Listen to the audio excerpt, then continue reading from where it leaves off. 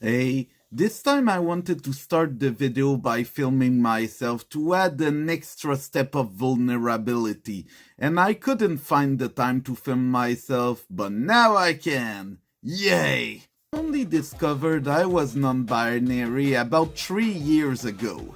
I knew it was a thing just by watching Tot Slime as a Pride conference back in 2019 in our Pride celebration. However, I did not figure out what I was until my siblings' marriage back in September 2022. First, some context. Doctors decided to assign me male at birth. Due to that, I had a crappy childhood since people kinda decided to bully me, and I got some anxiety crisis because I wasn't masculine enough. Yay, bullying at my first school. All I had was one friend, as well as video games and TV. I loved watching cartoons, as discussed in this video. However, like most cartoons, video games starred men. They did not need to fit a very specific standard because it was the 90s and not the 80s anymore. Video games, more so than animation, was an escape into another world where heroes did not have the same anxieties as me. Except for Baby Mario, I cried a lot. I'd say it was the standard more to play as boys on Nintendo systems. Same for the shows I watched except for the Powerpuff Girls. But the thing is that nobody else I knew really watched them, so nobody could really judge me. Did I want to be like the Powerpuff Girls? Nah, they're like 5 years old. Unlike Ash Ketchum, who is a Pokémon master. I want to be a Pokémon master.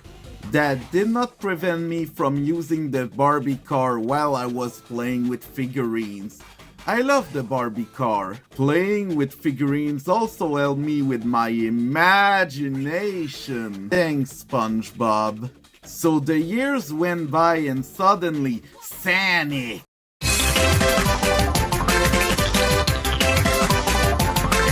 Si tu as envie de quoi que ce soit parce que t'as un petit creux à l'estomac, je peux faire ça pour toi. Of course, I knew about Sonic through the Sonic Underground cartoon. It was pretty popular on Teletoon.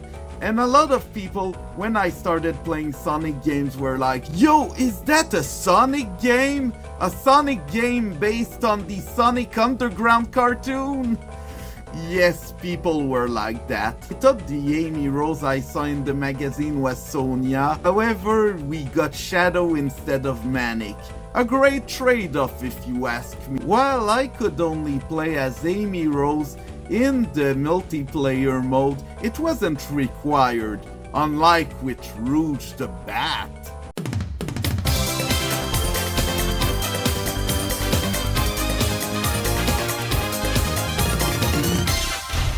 Still, puberty time! While reading Nintendo Power or playing video games, I started enjoying big, beefy men. I didn't always want to be them though, so I started thinking that they were attractive though. It's just that I wanted to play video games or watch Newgrounds so much that I always forget my attraction towards them. It took me until 2009 to realize, hey, maybe I am gay. I would then proceed to tell everyone about it. I repeat, everyone. My teenage years were spent making naughty jokes though, so it was part of the culture, for better or worse. I rarely saw any TV shows starring girls, aside from obviously the Powerpuff Girls. I also picked Yoshi on a regular basis, so playing as a feminine character felt very foreign to me, especially when it's frickin' Rouge the Bat.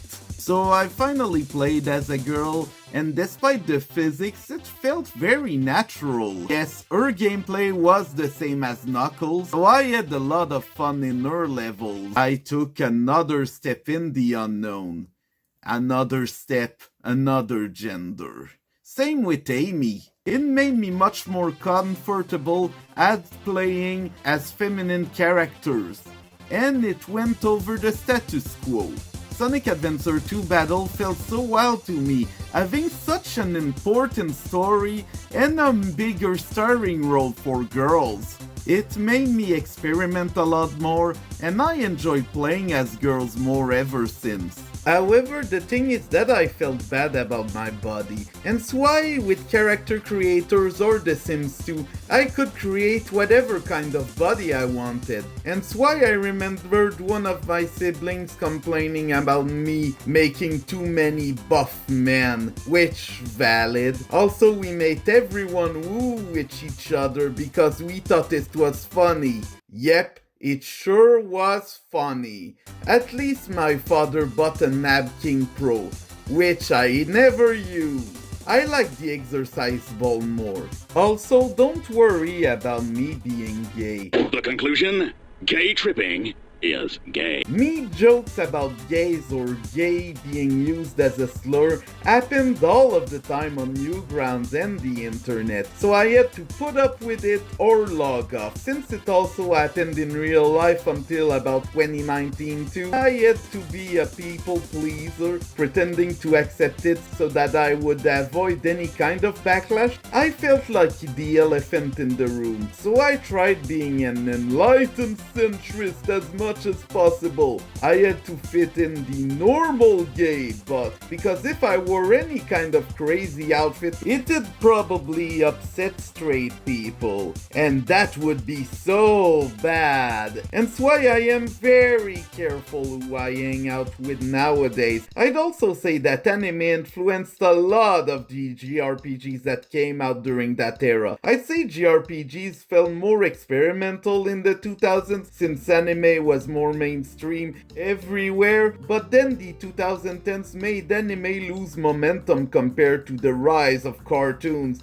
It took until about 2015 for anime to become more mainstream again, so most JRPGs went full otaku mode by including more dating sim elements, obscure references, etc. Also, fan service. I'd like to call that perf service, but whatever. You got that context? That was the standard I had to accept. I was assigned male at birth, so of course, whenever I could play as a girl, I would do it. Ape Escape 3, Pumpkin Prime, Pokémon, Crimson Tears, etc. I love playing as girls, unless I thought the men attracted me for some reason. So that was the closest I got to experiment with my gender. Hell, my Dr. Robotnik cosp is the closest I got to experiment with my gender. Okay, so at the Otaku Cafe, both the worst kind of incels and the most left-wing SJW were right in every way possible, I think, hung out. They did not talk to each other much, granted, but that's where I heard the term for the first time in real life. I did not understand the difference between sex and gender, since French Canada uses sex much more than gender. French language is dumb sometimes. Big parenthesis, I forgot about knights, as well as other things, but this script is all over the place, you get it. One of the characters that impacted me though was Knights. Knights, despite one of my siblings telling me they found them ugly, marked my mind ever since I saw them in that one Casinopolis pinball level from Sonic Adventure Day. Knights look like something forbidden, since Sega released the game only on Sega Saturn here, which, let's just say, costed a lot. We also lived in a strictly Nintendo household, so no Saturn for us. Yet.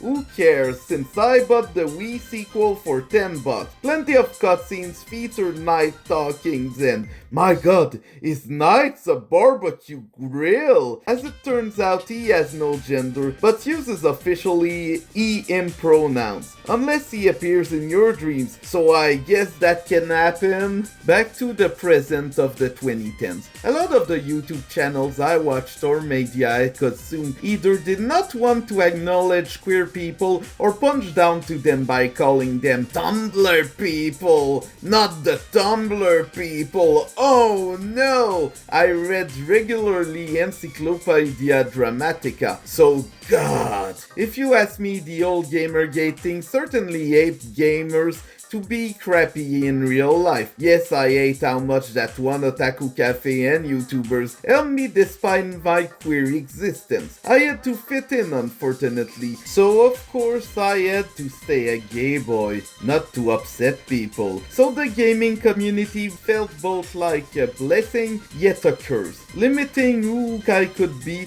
as well as my gender. So escapism when it involves playing as a girl felt more important than ever. Pokemon Black and White got me back into the franchise, being a next-gen winner who only played Pokemon Red. I loved it so much I got the Gen 6 and my second favorite Gen 7. The variety of clothing made me go, whoa, I wish I could wear that in real life. I got busy running away from my abusive relationships to care about my gender in real life. I still felt terrible about my body because the gay community also had its problems. The Gay Geeks Facebook group only fantasized about white gays in media, video games included, and often excluded people of color completely. So Everybody shut up, shut up, shut up, shut up, shut up, shut up, shut up! same with gay bars, so even in gaming fandoms or gaming fandoms, it was considered normal behavior to focus on the ideal of man. And so everyone had to fit within that mold, or they'd be called a Tumblr weird.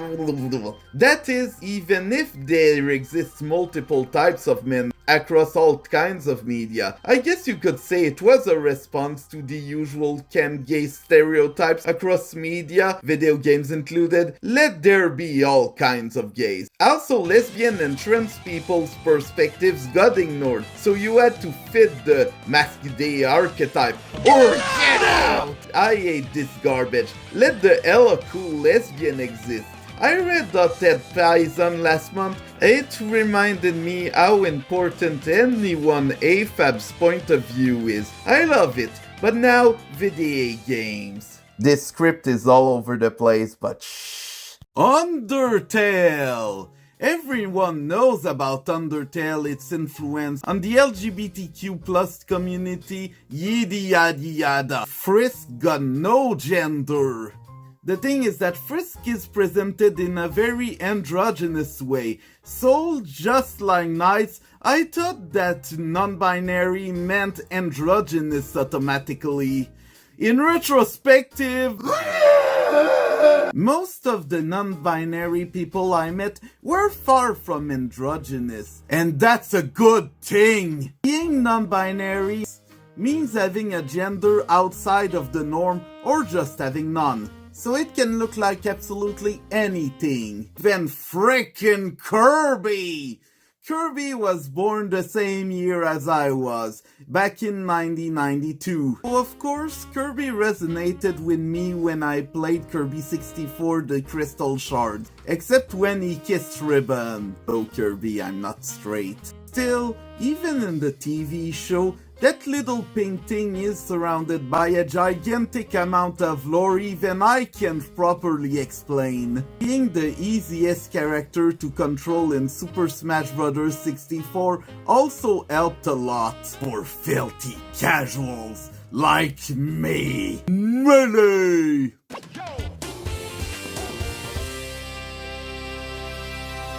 Being pink rather than any other color is very interesting because Kirby is from an alien planet, which means he has not the same concept of gender as we do humans. He has no feelings towards the color pink itself, it's just part of his existence. He's just born like that. Even in Kirby's TV show, he has this adorable squeaky little voice that fits him so well, surprisingly. It hints at the fact that he may just be a baby Star Warrior.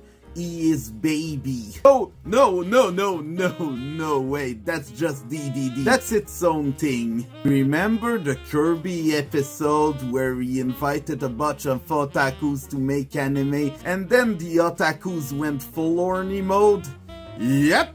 Either way, as much as I love Kirby, it's very important to mention that I love games where you're just an object. Yes, as someone who's non-binary, I can sometimes relate more to objects than actual people. This stupid minicopter is my gender. This Wiimote is my gender. Ship and shmups are my gender. I can relate to that more than your average Bishi protagonist in JRPGs. That's how much I struggle to find really interesting non-binary, genderless, or genderless characters in older video games. I do not exactly care about Dragon Age, but I really like that more non-binary characters are starting to exist, or the games can make me choose my pronouns. If I'm going to be in a game, might as well get immersed in it. And it all started with Mario Party Advance's avatar customization screen. Yep, that avatar is genderless. Hudson was ahead of its time. As much as I wish more non-binary characters with a personality existed, this will suffice. Wait, topic. It was after my sibling got married and I got in a tuxedo that I started feeling like garbage again. Due to a couple of incidents IRL, I started questioning more and more who I was. I started wearing skirts earlier due to frickin' blue reflection do, or as it is known, blue reflection second light. Yes, I like blue reflection more than Persona 5, as I think the ride works for what it is with a shorter runtime. Blue reflection is a great title on a budget. Then Second Light happened, and that blew the first game away beyond any expectations I had. It has lesbians, great writing, and some pretty skirts. I like their physics, designs, etc. So what if I started wearing skirts? Yes, this games that's probably for lesbians made me discover something new about myself, which feels wild. After trying it out, I started wearing skirts in public. It liberated me more than anything I expected. But also, wearing skirts in public was my biggest hurdle, since girls! And girl? No, I'm not a girl. A lot of people just thought it was a phase and treated me like a man, which felt wrong to me. So after those incidents and having fun picking they them pronouns in that one Squeenix farming title, it's time to question my gender. It took like 20 minutes at my local non-profit trans organization and I was like, it's non-binary time. I have never felt so alive in my body. I have fun experimenting with who I am and who I can be in video games. It's just that I'm too poor to afford a new console. Any NB rep or character creation options are appreciated as a kind of bonus. I'm playing custom Robo right now, so I might be out of luck. Anyways, within my very small budget, I ended up using video game fashion in order to dress up in real life. Splatoon, which uses the fashion culture of Japan mostly, affected the way I see clothes, whether they're cool, stylish, cute, etc. Mix and match as much as I want. The world of Splatoon was my oyster, and the online was still active. And I don't know how to hack my Wii U. So the culture around Splatoon basically influenced me in real life. Callie and Mary are my Lady Gaga, while Pearl and Marina are my Eminem and Rihanna. I'd say that Splatoon isn't strictly aimed at cishet people, but is more accessible around its themes, as well as the way the characters behave. I'd still say that sometimes playing cishet games all of the time can feel very alienating for me, because these characters have very gendered roles, ridicule or ignore absolutely anything else. Spirited jokes about trans, gays, etc. is there sometimes. In such cases, itch.io exists, although it is much more restricted due to the Visa MasterCard garbage going on. I still enjoy video games for what they are. I also enjoy being me in real life, it's just that I need to stand up a bit more for myself when it comes to gender. Since people automatically assume I'm a guy, and pointing out that I'm non-binary would just scream more conflict. But we need that conflict or something. But for now, I am here and I am queer. Woo! Thank you for watching. Please like and subscribe and bye!